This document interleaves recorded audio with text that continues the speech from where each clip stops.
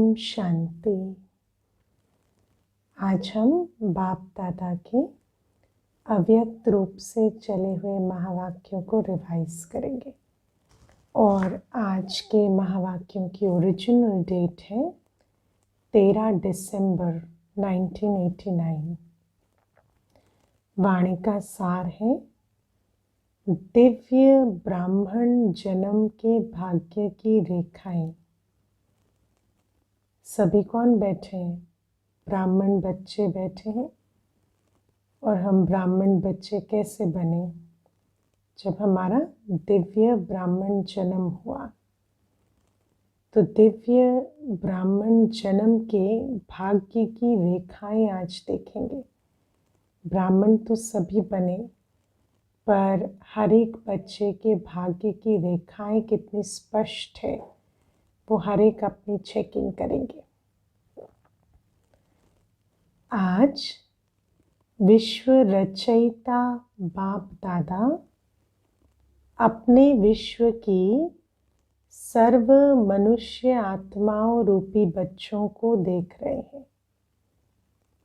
बाबा अपने छोटे से संसार को देख रहे हैं।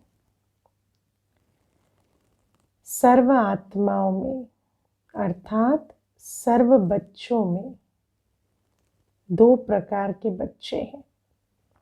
सभी बच्चे बैठे, बच्चों में दो प्रकार के बच्चे हैं। एक है बाप को पहचानने वाले और दूसरे हैं पुकारने वाले व परखने के प्रयत्न करने वाले। लेकिन हैं सभी बच्चे, बाबा के तो सभी बच्चे ही हैं, लेकिन कुछ उनमें से बाबा को पहचानते हैं और कुछ अभी भी पुकारते हैं, परखने का प्रयत्न करते हैं। तो आज दोनों प्रकार के बच्चों को देख रहे थे।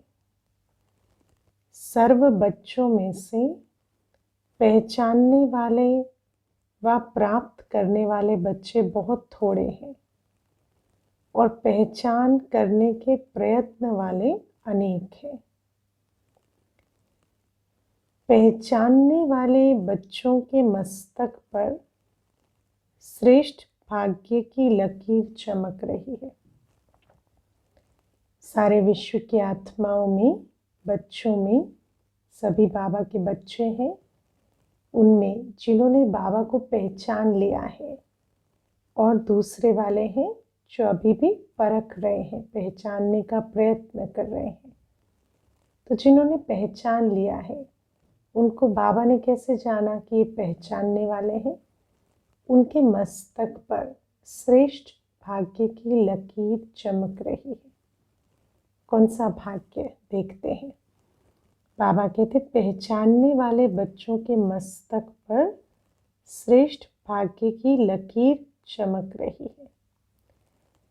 सबसे श्रेष्ठ भाग्य की लकीर है बाप द्वारा दिव्य ब्राह्मण जन्म की।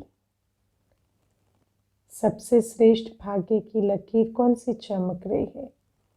कि बाबा के द्वारा उनका दिव्य ब्राह्मण जन्म हो गया, वो अब ब्राह्मण बन गए। दिव्य जन्म की रेखा अति श्रेष्ठ चमक रही है।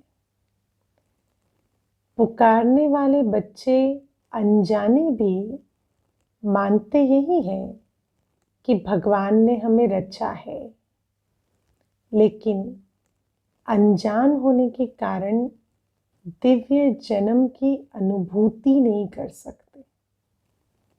जो भगवान के द्वारा दिव्य अलौकिक ब्राह्मण जन्म का जो अनुभव है, डायरेक्ट ईश्वरीय संतान बनने का जो अनुभव है, वो उनको नहीं है।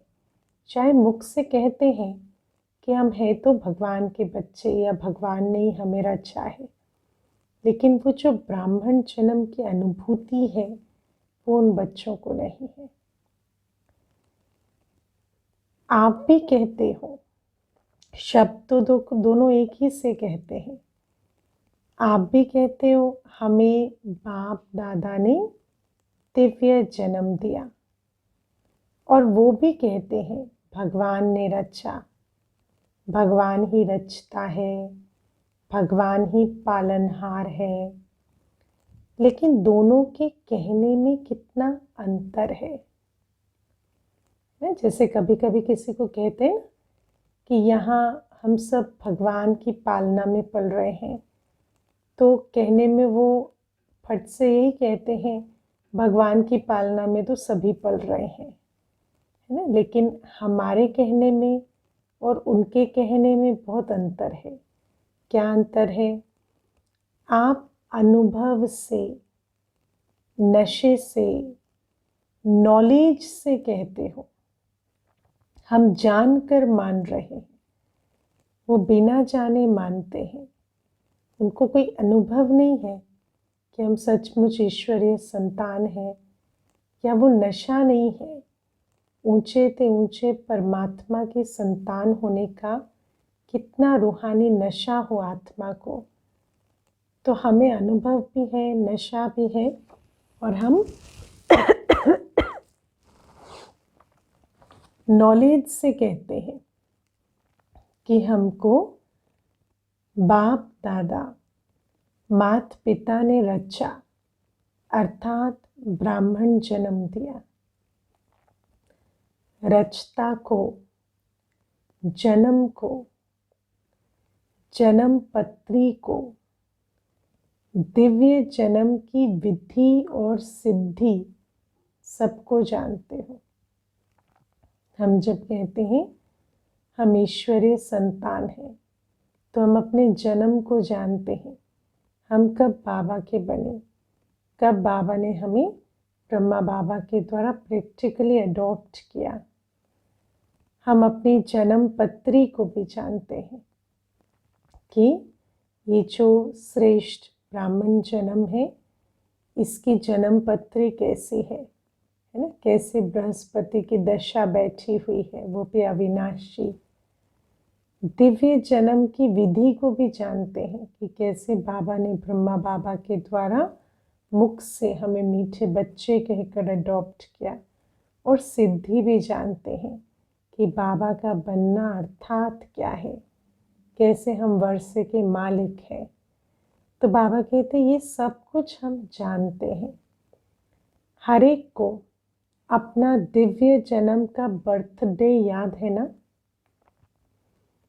हर एक को अपने दिव्य जन्म का बर्थडे याद है ना।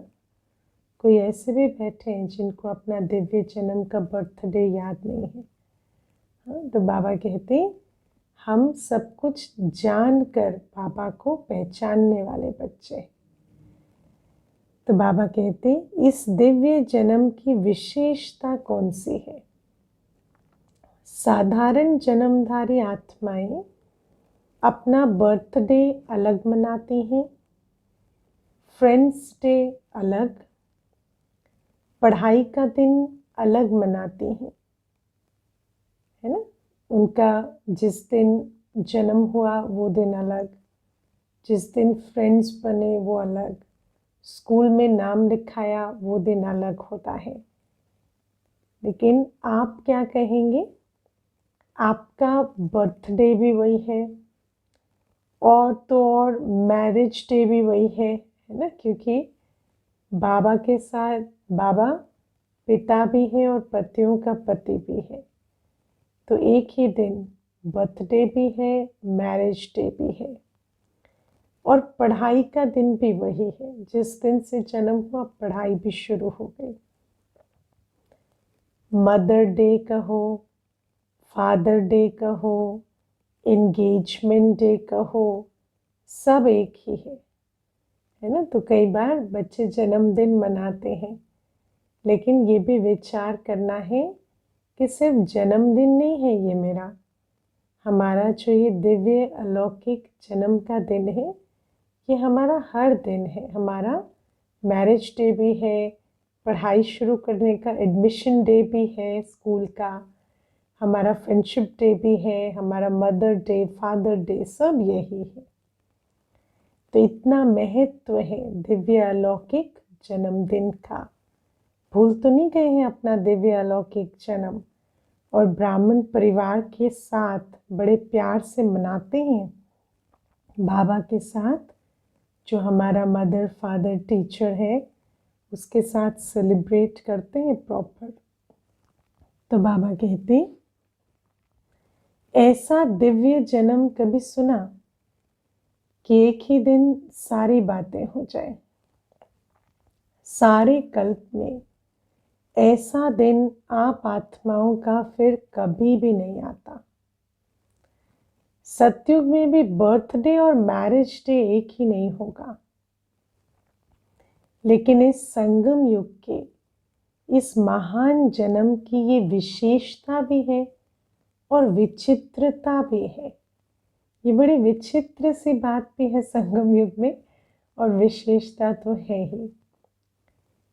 वैसे तो जिस दिन ब्राह्मण बने वही जन्मदिन और वही मैरिज दिन है ना, क्योंकि ब्राह्मण बनना एक होता है कोर्स करना, एक होता है जिस दिन से पक्का निश्चय किया, वो हो गया जन्मदिन और वही मैरिज दिन। क्योंकि सभी यही वायदा करते हो, एक बाप दूसरा ना कोई। ये दृढ़ संकल्प पहले ही करते हो ना, किसी को तो निश्चय पहले ही दिन हो जाता है कि एक बाप दूसरा ना कोई, दृढ़ संकल्प हो जाता है। तुम्ही से खाऊं, तुम्ही से बैठूं, तुम्ही से सर्व संबंध निभाऊं, ये सब ने वायदा किया ना। हाँ, ऐसे तो कोई नहीं बैठे जो ब्राह्मण नहीं है, क्योंकि बाप का बने तो ये वायदा, ब्राह्मण की निशानी क्या, जिसने वायदा किया है एक बाप दूसरा ना कोई, तुम्ही से खाऊं, तुम्ही से बैठूं, तुम्ही से सर्व संबंध निभाऊं। सर्व संबंध मेरे बाबा से, ये वायदा करके बैठे ना सभी। बोल दो एक बार वायदा भी, है ना। तुम्ही संग बैठूं, तुम्ही संग खाऊं, तुम्ही संग सर्व संबंध निभाऊं। पांडवों ने, माताओं ने, कुमारियों ने, सभी ने वायदा किया है। ऐसा तो नहीं सिर्फ कुमारियों ने कहा कि सर्व संबंध बाबा से है। माताओं और पांडवों ने क्या किया, उन्होंने भी तो वायदा किया ना। ऐसा नहीं कि कोई कहे कि सर्व संबंध बाबा से बस एक युगल का, पति का या पत्नी का या पिता का या बच्चे का संबंध लौकिक में एक है, नहीं, सर्व संबंध बाबा से, एक बाबा दूसरा ना कोई। ऐसा वायदा हर बच्चे ने किया, तभी तो ब्राह्मण बने। तो बाबा कहते तो और कहाँ स्वप्न में भी मन नहीं जा सकता। ऐसा जब मन को प्रतिज्ञा में बांध दिया तो फिर मन मना भव हो जाते। स्वप्न में भी बाबा के सिवाय और कहीं मन नहीं जा सकता। ऐसे पक्के हो ना, सब ऐसे पक्के हैं। वह कोई साथी चाहिए, बाबा पूछते हैं, फिर कोई देहधारी की खींच तो नहीं होती है। सब पक्के हैं, सर्व संबंधों का रस ऐसा अनुभव कर रहे हैं कि और कहीं बुद्धि ना जाए। सेवा के लिए कोई विशेष साथी चाहिए, बाबा कहते हैं हाँ, कई ऐसे सेवा का भी बहाना लगाते हैं। तो साथी दिवस किसका मनाएंगे, साथी कौन है ना। संबंधी तो बाबा है, साथी कौन है। साथी भी बाबा है या साथ के समय कोई देहधारी याद आता है। सेवाधारी साथी व बाप साथी है।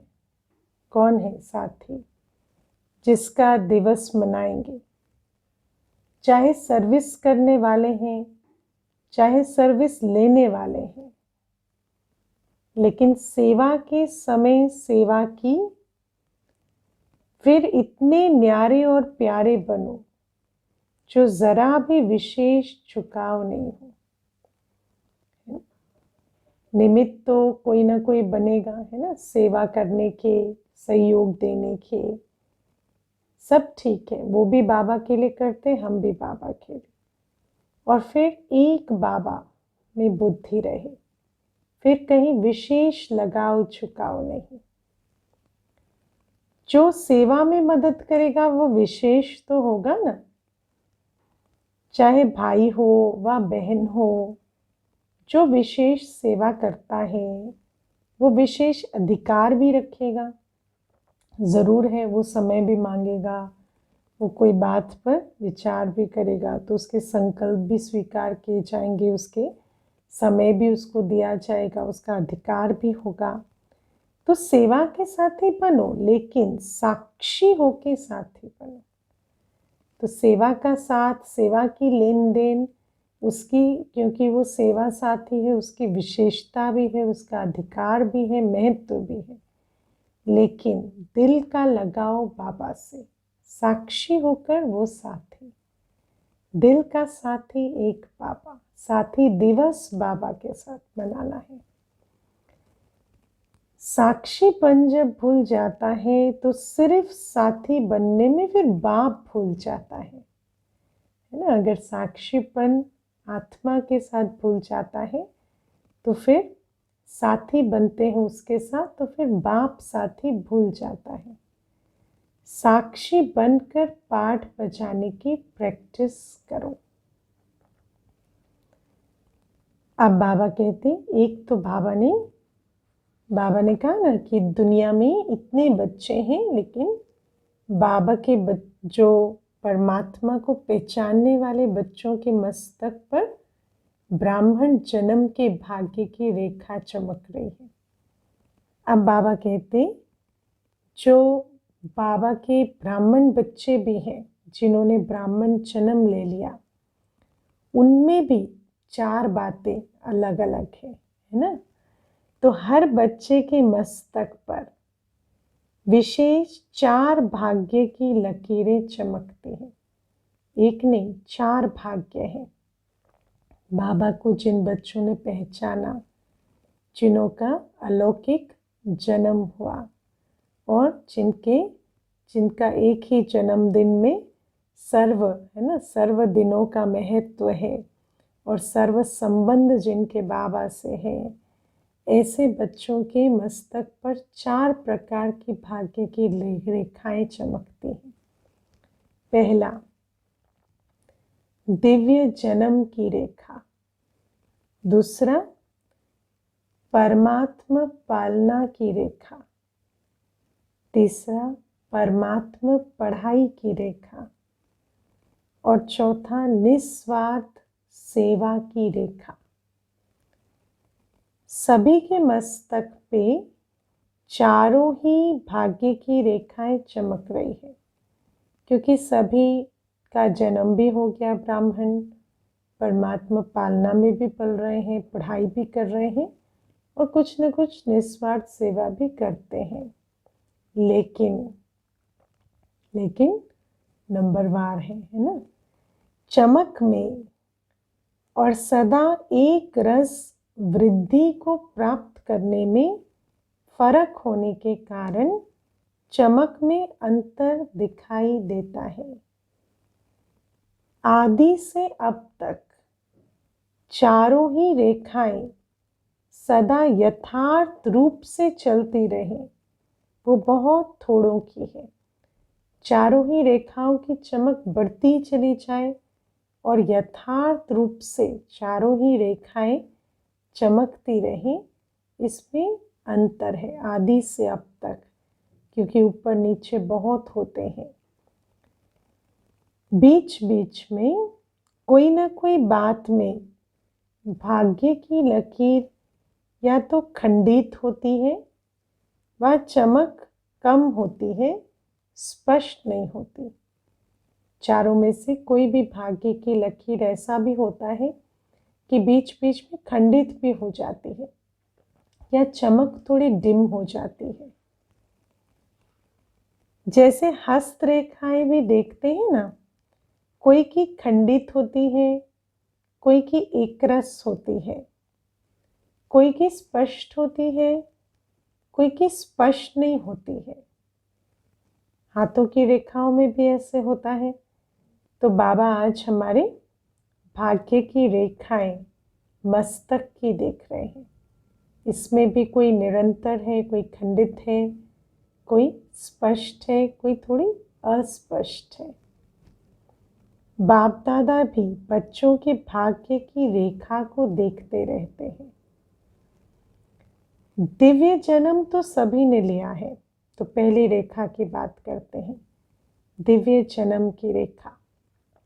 तो दिव्य जन्म तो सभी ने लिया, लेकिन दिव्य जन्म की रेखा खंडित होती व स्पष्ट नहीं होती है, क्योंकि अपने जन्म के धर्म में अखंड नहीं चलता, तो उनके भाग्य की लकीर खंडित होती है। बाबा ने हमें ये दिव्य अलौकिक ब्राह्मण जन्म दिया, तो इस जन्म के साथ हमें धर्म भी मिला और कर्म भी मिला। जब हम उस धर्म पर एक रस नहीं चलते, तो फिर ये दिव्य जन्म के भाग्य की रेखा खंडित हो जाती है। तो बाबा कहते धर्म क्या है, कर्म क्या है। ये उसको तो जानते हो ना। ब्राह्मण जन्म मिला, तो ब्राह्मण जन्म के साथ कौन सा धर्म मिला? संपूर्ण पवित्रता। दुनिया में भी जैसे ही शरीर के रूप से जन्म होता है, तो एक धर्म मिल जाता है ना। हिंदू है, मुसलमान है, कुछ है। और बाबा कहते यहाँ आत्मा का दिव्य अलौकिक जन्म हुआ, तो उसको भी एक धर्म मिला, संपूर्ण पवित्रता का धर्म। और कर्म मिला। कर्म क्या है? ब्राह्मणों का कर्म है यज्ञ की संभाल। तो एक तो अपनी पवित्रता के धर्म पे टिकना है, और फिर ब्राह्मण धर्म का कर्म भी करना है, जो यज्ञ सेवा है, यज्ञ की संभाल है, आहुति डालना और डलवाना, ये कर्म है हमारा। तो बाबा कहते ये जो ब्राह्मण धर्म जब पालन नहीं होता, जब पवित्रता खंडित होती है, तो ब्राह्मण जन्म की रेखा स्पष्ट नहीं होती। और पवित्रता में भी संपूर्ण पवित्रता, मनसा वाचा कर्मणा, कहीं भी अगर अखंड नहीं चलते, तो ब्राह्मण जन्म की रेखा खंडित नजर आती है। तो बाबा कहते हैं तो समझ आया। अब अपनी अपनी रेखा दिखाई दे रही है कि आदि से लेकर अब तक संपूर्ण पवित्रता की रेखा कैसी रही है। ऐसे ही परमात्मा पालना में तो सभी ब्राह्मण चल रहे हैं। दूसरी रेखा परमात्मा पालना की रेखा, तो परमात्मा पालना में तो सभी ब्राह्मण चल रहे हैं, जरूर है। चाहे समर्पित हो, चाहे प्रवृत्ति में हो, लेकिन बाप के डायरेक्शन से चल रहे हो, है ना।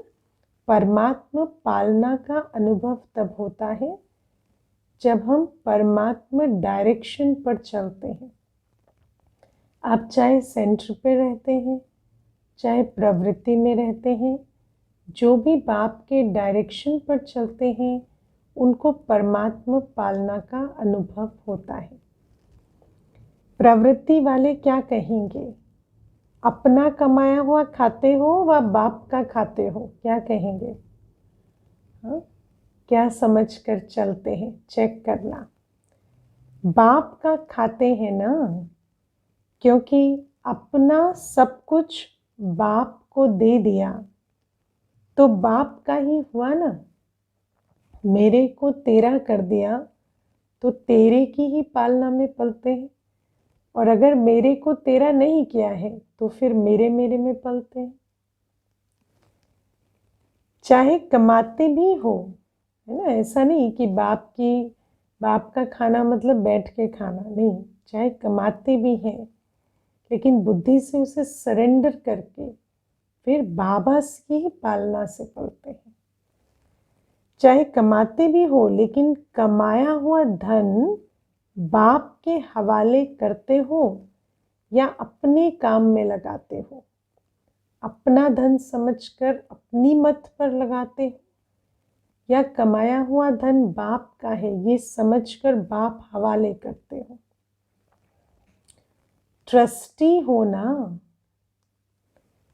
ट्रस्टी का अपना कुछ नहीं रहता, भले ही वो कार्य करता है, उससे धन आता है, लेकिन वो उस धन में मेरापन नहीं रखता। वो समझता है ये ट्रस्ट का है, बाबा का है, और फिर बाबा उसे जो देता है उससे चलता है। गृहस्थी में अपनापन होता है। ट्रस्टी अर्थात सब बाप का है। अपने हाथ से खाना बनाते हो तो भी समझते हो ना कि ब्रह्मा भोजन खा रहे हैं, क्योंकि बाप की याद में बाप के लिए बना रहे हैं। तो भले ही हाथ अपने हैं, लेकिन बाबा खिला रहा है, ब्रह्मा भोजन है।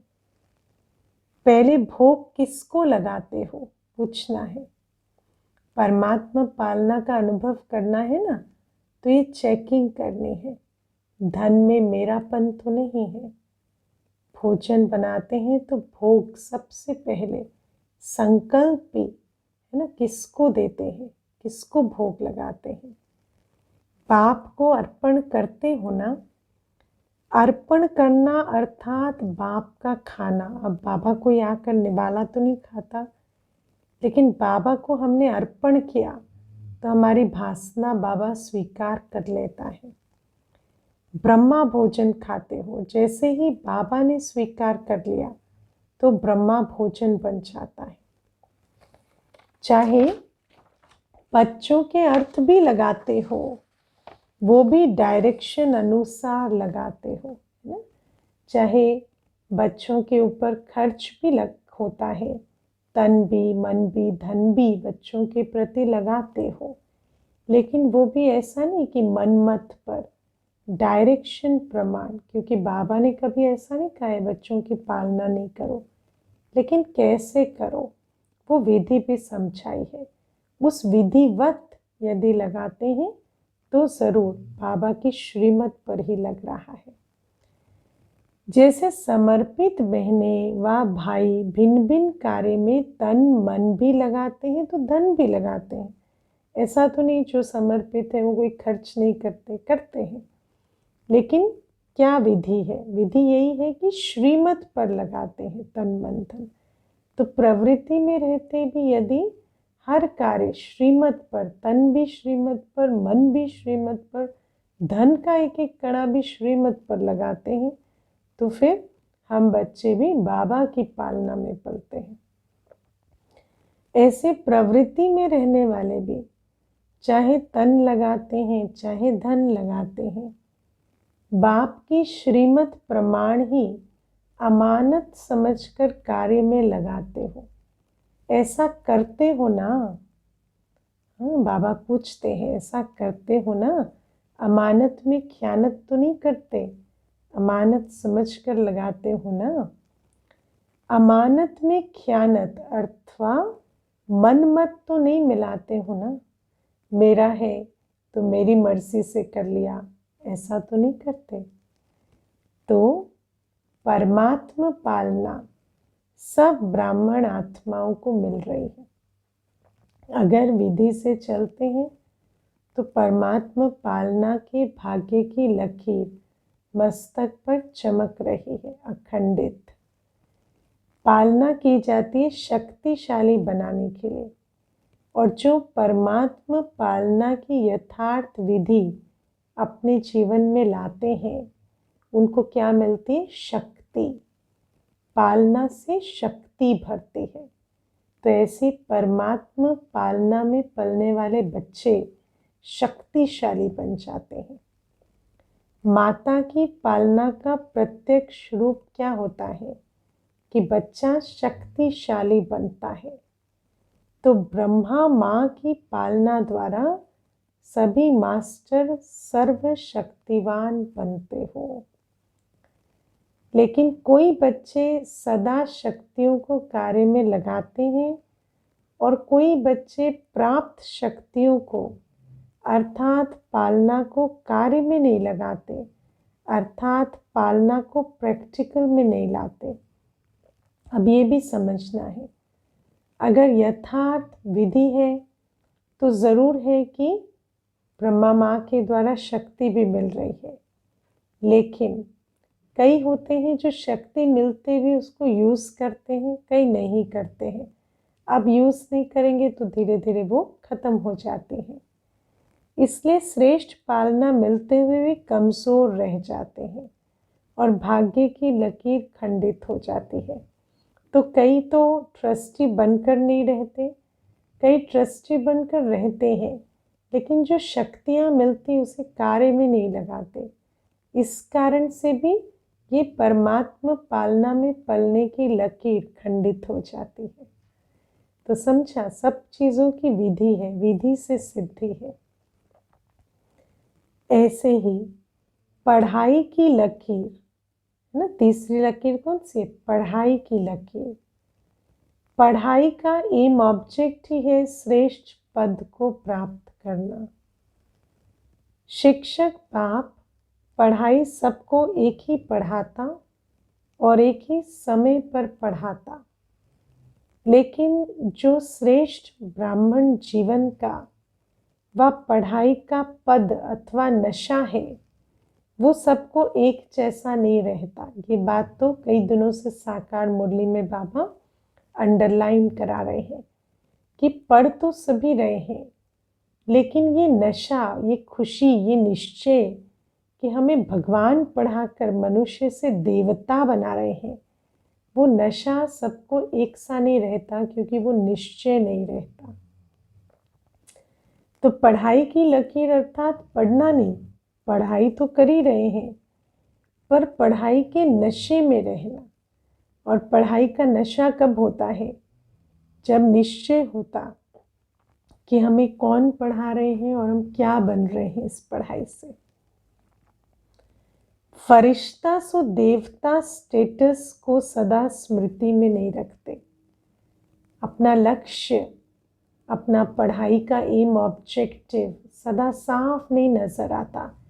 कि जैसे डॉक्टर बनने की कोई पढ़ाई करता है ना, तो उसको सफ़ेद कोट से दिन रात दिखाई देता है नज़रों में।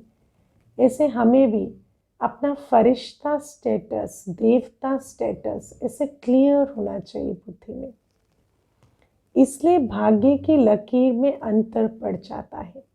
और जिसको ऐसे निश्चय हो हम क्या बनने वाले हैं, ऐसे साफ स्टेटस दिखाई दे, उस नशे में रहे, तो फिर पढ़ाई की लकीर की भी चमक बिल्कुल निरंतर रहती है। ऐसे ही सेवा की लकीर है ना, तो सेवा भी करते ही हैं, लेकिन सेवा की लकीर की चमक किस आधार पर है वो भी समझते हैं।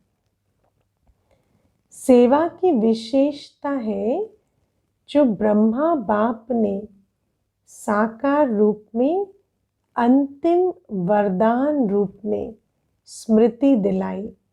बाबा के अव्यक्त होने से पहले जो बाबा ने मुरली चलाई, अंतिम जिस बात पर बच्चों का ध्यान खिंचवाया, वो कौन सी बात थी? निराकारी, निर्विकारी और निरहंकारी। तो सेवाधारी बच्चों के अंदर बाबा देखते कि ये तीन विशेषताएं हैं, निराकारी, निर्विकारी और निरहंकारी। निराकारी स्थिति में स्थित होने के बिना किसी भी आत्मा को सेवा का फल नहीं दे सकते, क्योंकि आत्मा का तीर आत्मा को लगता है। अपनी आत्मिक स्थिति होगी तभी जाकर उनको भी आत्मिक स्थिति की में स्थित होने का तीर लगा सकेंगे। इसी के लिए सेवाधारी बनना अर्थात निराकारी स्थिति में स्थित रहना। स्वयं सदा इस स्थिति में स्थित नहीं है। अगर स्वयं सदा इस स्थिति में स्थित नहीं है तो जिनकी सेवा करते वो भी सदा स्मृति स्वरूप नहीं बन सकते। हम जैसे ऊपर नीचे होंगे वो भी होंगे, जैसा रचयिता वैसी रचना। ऐसे ही निर्विकारी सेवाधारी कैसा हो? निर्विकारी, क्योंकि सेवा ही पवित्र बनाने की है। तो अपने अंदर कोई भी अंश वंश कुछ नहीं होना चाहिए अपवित्रता का। निर्विकारी, कोई भी विकार का अंश अन्य आत्मा के शूद्र वंश को परिवर्तन कर ब्राह्मण वंशी नहीं बना सकता। अपने अंदर विकार का अंश होगा तो उसके अंदर का शूद्र वंश जो है उसको परिवर्तन कर ब्राह्मण वंशी बना दे, पवित्र बना दे, वो ताकत नहीं रहेगी। उस आत्मा को भी मेहनत करनी पड़ती है। हमारी पवित्रता की धारणा के बल से उनको लिफ्ट नहीं मिल पाएगी, फिर उनको भी बहुत मेहनत करनी पड़ेगी। इसलिए मोहब्बत का फल सदा अनुभव नहीं कर सकते, है ना। तो बाबा कहते जो आत्माएं बाप की मोहब्बत में बाप समान संपूर्ण निर्विकारी बन जाते, वो अन्य आत्माओं को भी मोहब्बत का फल दे पाते। वो आत्माएं भी सहज ही पवित्रता की धारणा कर पाते और खुद निर्विकारी नहीं होंगे तो सामने वाले जिनकी सेवा करेंगे ना वो भी खूब मेहनत करेंगे। निरहंकारी सेवा का अर्थ ही है फल स्वरूप बन झुकना। और सेवाधारी कैसा होना चाहिए? निरहंकारी, क्योंकि सेवा का प्रत्यक्ष फल दिलाती है। और जैसे फल से लदा हुआ पेड़ झुका होता है, ऐसे जो सेवाधारी होते हैं वो इतने प्रत्यक्ष फल से भरपूर होते हैं कि वो सदा झुके रहते हैं, निरहंकारी रहते हैं। तो बाबा कहते निरहंकारी सेवा का अर्थ ही है फल स्वरूप बनकर झुकना, बिना निर्माण बने निर्माण, अर्थात सेवा में सफलता नहीं मिल सकती। तो निर्माण बनकर निर्माण का कार्य, सेवा का कार्य करना है, तभी सफलता मिलती। तो निराकारी, निर्विकारी, निरहंकारी, इन तीनों वरदानों को सदा सेवा में प्रैक्टिकल में लाना, इसको कहते अखंड भाग्य की रेखा। चौथी रेखा अखंड कब रहेगी? जब सदा ऐसी स्थिति में सेवा की होगी। अब चारों ही भाग्य की रेखाओं को चेक करो, है ना। ब्राह्मण जन्म के भाग्य की रेखा, है ना, कि धर्म और कर्म सदा अखंड रहा। ब्राह्मण परमात्मा पालना की भाग्य की रेखा, और वो कब होगा? जब सदा ट्रस्टी बनकर रहे होंगे और परमात्मा पालना से जो शक्तियाँ मिली उनको यूज़ किया होगा। परमात्मा पढ़ाई की रेखा, जब फरिश्ता सो देवता स्टेटस का निश्चय और नशा सदा कायम रहा है। और सेवा से निस्वार्थ सेवाधारी के भाग्य की रेखा, वो तब जब यथार्थ सेवा निराकारी, निरहंकारी, निर्विकारी रूप से सेवा आदि से अब तक निरंतर की होगी। तो हर एक अपने भाग्य की रेखा स्पष्ट देख ले, है ना। बाबा कहते हाथों की लकीरों को क्या देखना है? वो रेखा देखें जो सचमुच बेहद के भाग्य की रेखा है। तो बाबा कहते अब चारों ही भाग्य की रेखाओं को चेक करो कि अखंड है या खंडित है, स्पष्ट है या अस्पष्ट है। कोटों में कोई तो बन गए हैं। कोटों में कोई कैसे बन गए? बाबा ने पहले ही कहा सर्व बच्चों में परमात्मा को पहचानने वाले बच्चे तो बन गए, लेकिन बनना है कोई में भी कोई।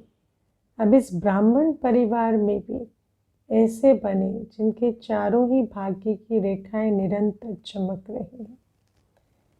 जो कोई में भी कोई होगा ना, वही अब सर्व का माननीय, जो कोई में भी कोई होंगे ऐसे, वो अभी सर्व ब्राह्मण परिवार में माननीय बनेंगे और भविष्य में फिर पूजनीय बनते हैं। जो इस समय ब्राह्मण परिवार में माननीय बनेंगे वही भविष्य में पूजनीय बनेंगे। जो अखंड भाग्य के लकीरवान हैं, उनकी निशानी है वो अब भी सर्व ब्राह्मण परिवार का प्यारा होगा।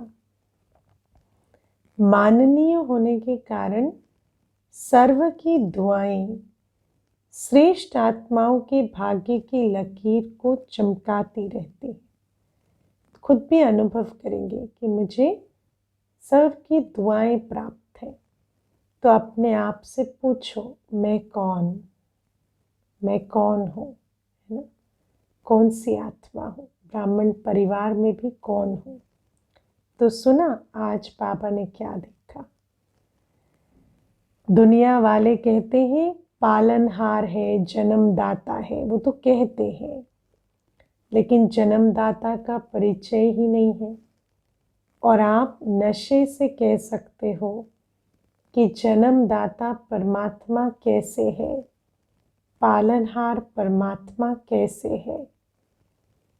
ब्रह्मा माँ की पालना भी मिल रही है और बाप की श्रेष्ठ मत पर योग्य आत्माएं बन गए। तो परमात्मा पिता के डायरेक्शंस भी मिल रहे हैं जिससे हम योग्य बन रहे हैं, और माँ की पालना जिससे शक्ति भर रही है वो भी मिल रही है।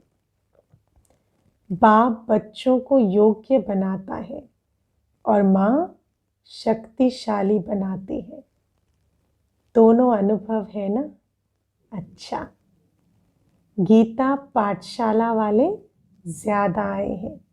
जो क्लास गीता पाठशाला में करते हैं वो बच्चे ज़्यादा आए हैं। गीता पाठशाला वाले कौन हुए? गीता का ज्ञान सुनने वाले। हे अर्जुन, है ना?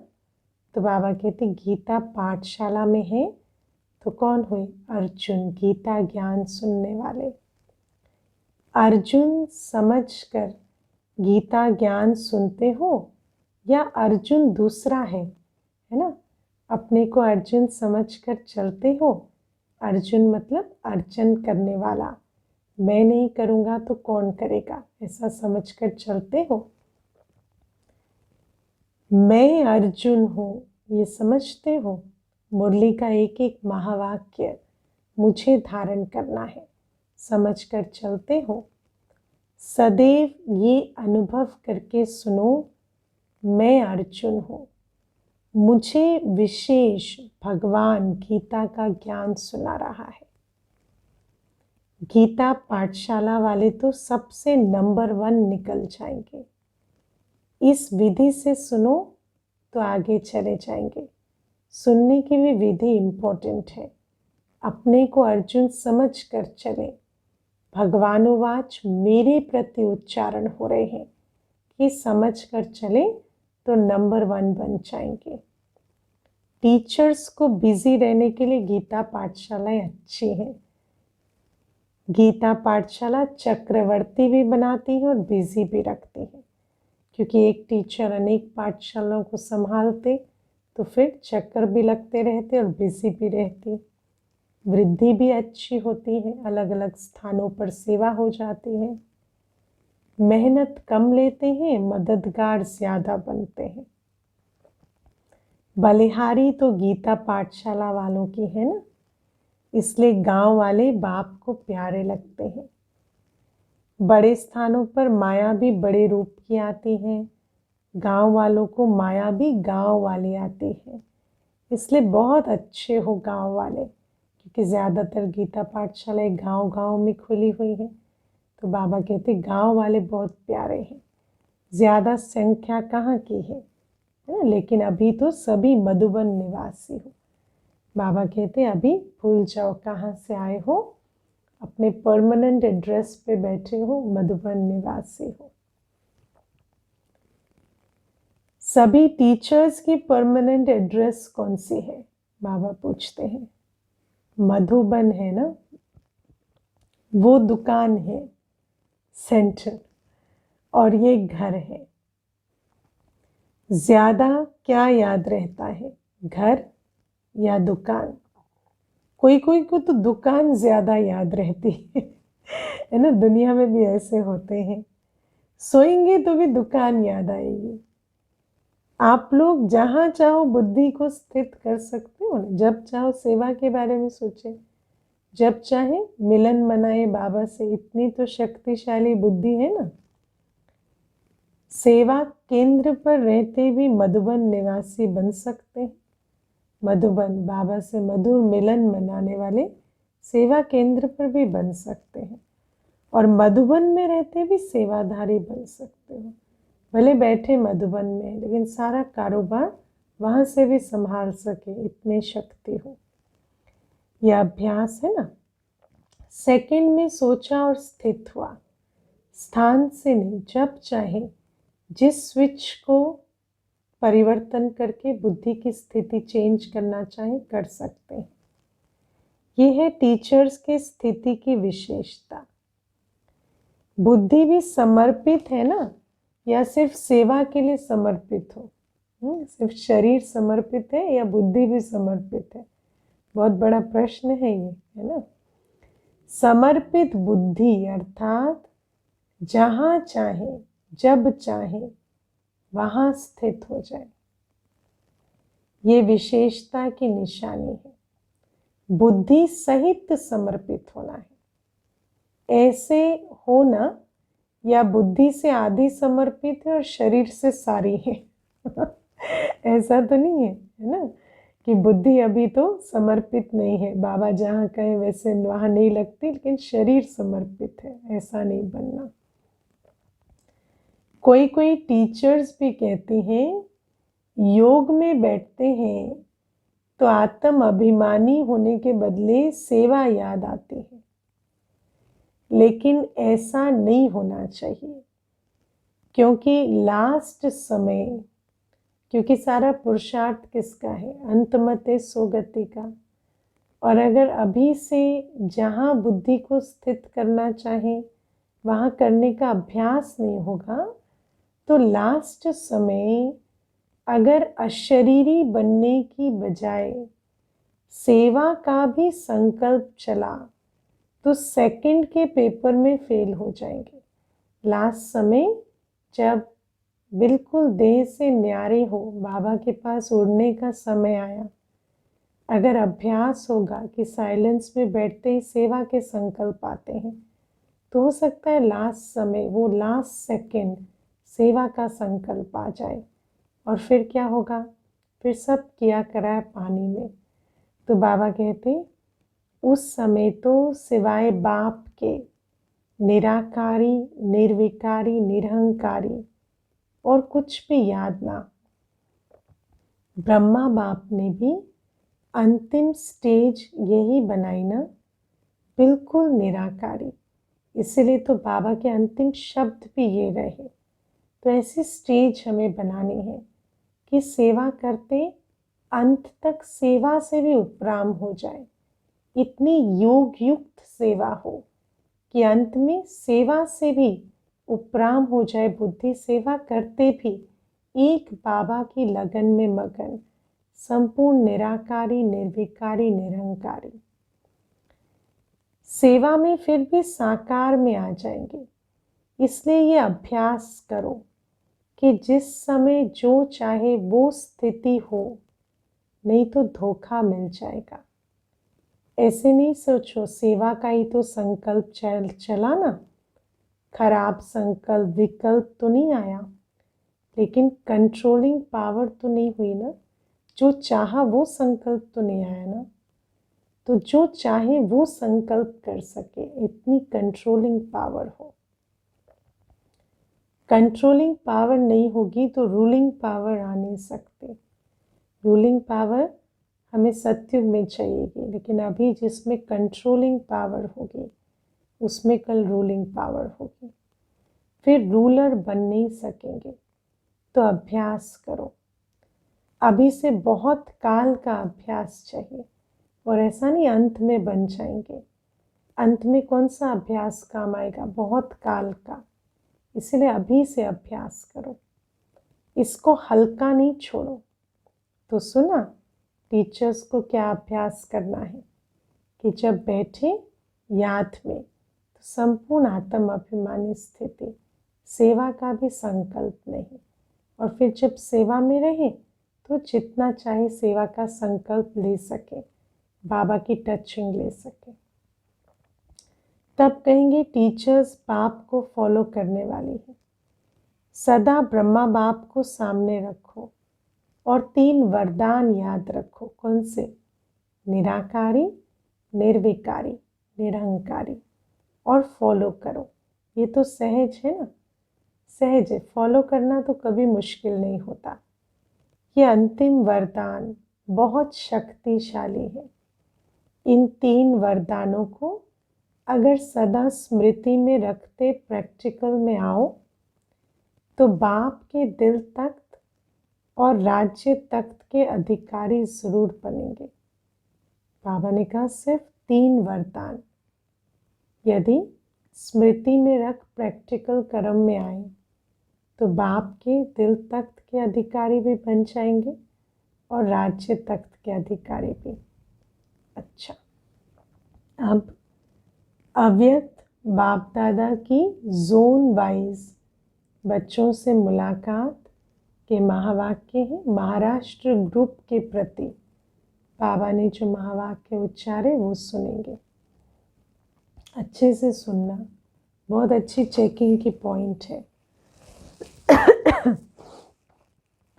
बाबा कहते हैं सदा अपने को सर्व प्राप्तियों से भरपूर अनुभव करते हो। सर्व प्राप्तियां, बाबा से हर संबंध का सुख, हर खजाने से अपने आप को भरपूर अनुभव करते हो। कुछ ऐसा तो नहीं जो दिल में आता है ये मेरे पास नहीं है। कभी खाली तो नहीं हो जाते हो, क्योंकि बाप ने इतनी प्राप्तियां कराई है। अगर सर्व प्राप्ति अपने में जमा करो तो कभी भी खाली नहीं हो सकते। दाता ने तो सब कुछ दिया है, सर्व प्राप्तियां, पर जमा कितना किया है, बाबा से लिया कितना है, उसको यूज कर कर जमा कितना किया है। अगर किया होगा वो कार्य तो फिर कभी खाली अनुभव नहीं करेंगे। और अगर खालीपन का अनुभव है तो जमा करने की विधि से जमा करें, नहीं तो खालीपन रह जाएगा। इस जन्म की तो बात ही नहीं है, लेकिन अनेक जन्म भी यहाँ की भरपूरता साथ रहेगी। तो जब इतना दिया है जो भविष्य में भी चलना है तो अभी खाली कैसे होंगे। अगर बुद्धि खाली रही तो हलचल रहेगी। और बाबा ने हर इंद्री, हर कर्मेंद्री के लिए भरपूर खजाने दिए हैं। मन के लिए श्रेष्ठ संकल्प, बुद्धि के लिए इतनी सारी श्रीमत, इतने सारे श्रेष्ठ संस्कार, आँखों से क्या देखना है, कानों से क्या सुनना है, सब कुछ बाबा ने खजाने दिए हैं। मुख से खाने के लिए भी कितने भोजन की अनुमति है, और मुख से शब्द बोलने के लिए भी कितने बाबा ने महावाक्य दिए हैं। तो बाबा कहते हर कर्मेंद्रिय को बाबा के खजानों से भरपूर किया है, या बुद्धि खाली रहती है। अगर बुद्धि खाली रही तो हलचल रहेगी। कोई भी चीज़ अगर फुल भरी नहीं होती तो उसमें हलचल होती है। तो भरपूर होने की निशानी है कि माया को आने की मार्जिन नहीं है। माया ही हिलाती है, लेकिन माया आती क्यों है? क्योंकि हम भरपूर होकर बैठते नहीं हैं। तो माया आती है या नहीं, पूछते हैं बाबा। नहीं, अगर आती है तो अर्थात भरपूर नहीं है। बाबा पूछते संकल्प में भी माया आती है? माया के राज्य में तो आधा कल्प अनुभव किया और अभी अपने राज्य में जा रहे हैं। जब मायाजीत बनेंगे तब फिर अपना राज्य आएगा और मायाजीत बनने का सहज साधन है सदा प्राप्तियों से भरपूर रहो, कोई एक भी प्राप्ति से वंचित नहीं रहो, सर्व प्राप्ति हो। ऐसे नहीं, एक बात नहीं तो कोई हर्जा नहीं, सब कुछ है, बस एक खुशी का अनुभव नहीं होता। नहीं, सर्व प्राप्तियां, हर गुण, हर शक्ति, हर ज्ञान का खजाना, हर श्रेष्ठ संकल्प, हर अनुभव, हर संग का अनुभव हमें होना चाहिए और उसके लिए हमें पुरुषार्थ करना होगा। अगर जरा भी कमी होगी तो माया छोड़ेगी नहीं, उसी जगह से हिलाएगी। तो माया को आने की मार्जिन ही ना हो। आ गई फिर भगाओ तो उसमें टाइम जाता है। तो मायाजीत बने हो, मायाजीत बने हैं तो पता है कि भरपूर है। अगर माया आती है तो कहीं ना कहीं भरपूरता में कमी है। ये नहीं सोचो 2 वर्ष या 3 वर्ष में हो जाएंगे। ब्राह्मणों के लिए स्लोगन है, अभी नहीं तो कभी नहीं। अब समय की रफ्तार के प्रमाण कोई भी समय कुछ भी हो सकता है, इसलिए तीव्र पुरुषार्थी बनो। अच्छा, सर्व बाप समान सदा नॉलेजफुल पावरफुल बच्चों को सदा भाग्य विधाता द्वारा श्रेष्ठ भाग्य की स्पष्ट रेखाओं वाले भाग्यवान बच्चों को, सदा बाप समान त्रिवरदान प्राप्त हुए विशेष आत्माओं को, सदा ब्राह्मण जन्म की पालना और पढ़ाई को आगे बढ़ाने वाले ऐसे अखंड भाग्यवान बच्चों को बाप दादा का याद प्यार और नमस्ते। ऐसे मीठे प्यारे बाबा को भी हम बच्चों का याद प्यार, गुड मॉर्निंग और नमस्ते। ओम शांति। वरदान है आज का, समय और संकल्प सहित अपने सर्व खजानों को विल करने वाले मोहजीत भव। बाबा कहते हैं जैसे बच्चे को सब कुछ विल किया जाता है, ऐसे आप लोग भी बाप को अपना वारिस बनाकर सब कुछ विल कर दो। बाबा ने आज कहा ना, परमात्मा पालना के अनुभव के लिए जो कुछ मेरा सो तेरा वो करना पड़े, तो विल पावर आ जाएगी। और बाबा इस विल करने के बदले हमें क्या देंगे? Will power. इस विल पावर से मोह स्वतः नष्ट हो जाएगा, फिर शक्ति मिल जाएगी यथार्थ कर्म करने की। मोह लोभ की जो वाइब्रेशन हमें श्रेष्ठ कर्म करने से रोकती है, उसका प्रभाव नहीं रहेगा। जैसे साकार बाप ने पूरा ही अपने को विल किया, तन मन धन जीवन सब कुछ विल कर दिया, वैसे आप लोगों की जो स्मृति है, समय है और संकल्पों का खजाना है, उसे विल करो, अर्थात श्रीमत प्रमाण सेवाओं में लगाओ, तो मोहजीत बंधन मुक्त बन जाएंगे।